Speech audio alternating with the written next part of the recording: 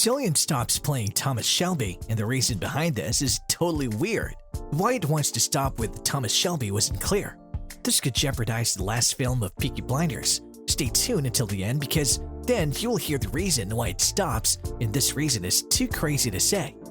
Peaky Blinders can be a roller coaster of emotions to watch, so imagine what it's like to play it. Cillian Murphy, for one, says he feels destroyed at the end of filming. The actor puts everything into his brilliant portrayal of Tommy Shelby, so it's no surprise that he's emotionally and physically exhausted, not to mention sick of smoking thousands of herbal cigarettes. The nature of the character is immersive, says Cillian, who turns 40 at the end of May. It's an extremely draining character to play.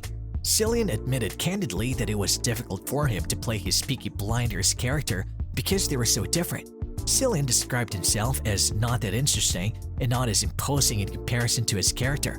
When I read the scripts, I knew this guy had to be physically intimidating. He had to be intimidating in his presence, Cillian explained. It was an exercise in trying to figure out how I, who I'm not physically imposing, could embody this character who was physically imposing. During a 2019 episode of the Happy Sad Confused podcast, host Josh Horowitz stated that Cillian's character was as far away from you as seemingly possible.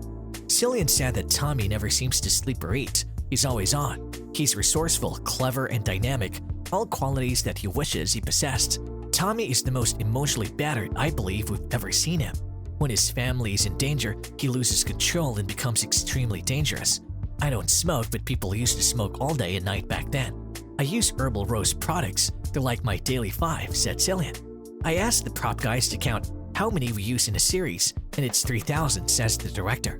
Since scenes are not filmed in chronological order, it's also difficult to keep track of where Tommy is in the Peaky Blinders story. We could be doing episode 4 in the morning and the finale in the afternoon, Cillian said. It was such a crazy shoot that I had our director, Tim Lentz, draw up 4 A4 sheets that I kept in my trailer to keep track of where Tommy was going and where he was with the Russians at any given time.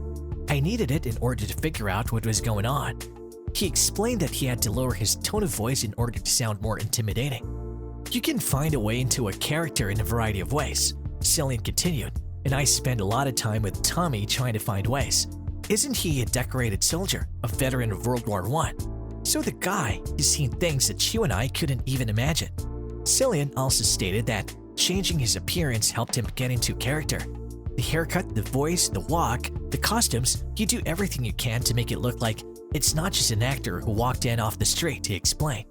So it was a long road to get there, and it evolved over the course of the show.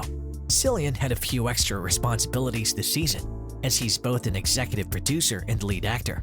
Cillian expressed his gratitude for being asked. It formalizes something he's already been doing to some extent, namely discussing the story and tone. Murphy has mixed feelings about the finale. He's meticulous in his planning.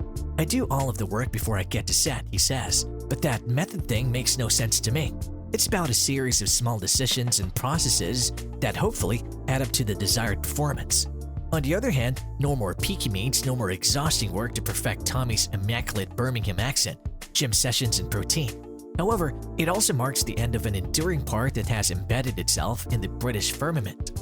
Peaky Blinders is loved by audiences for its strangeness, swagger, and evocation of the difficult interwar period in British history through the lens of a city, Birmingham, that's often overlooked. It feels like the end of something, Murphy said. It's strange talking about it. I don't have a grasp on it yet. Maybe when it's done, I'll have some perspective. It's the end of 10 years of my life, a big adventure with lots of colleagues and people that you became very close to. Want to know more things about the Peaky Blinders or Thomas Shelby? Please subscribe to our channel. What do you think about Peaky Blinders calling it quits for good? Let's know in the comments section below.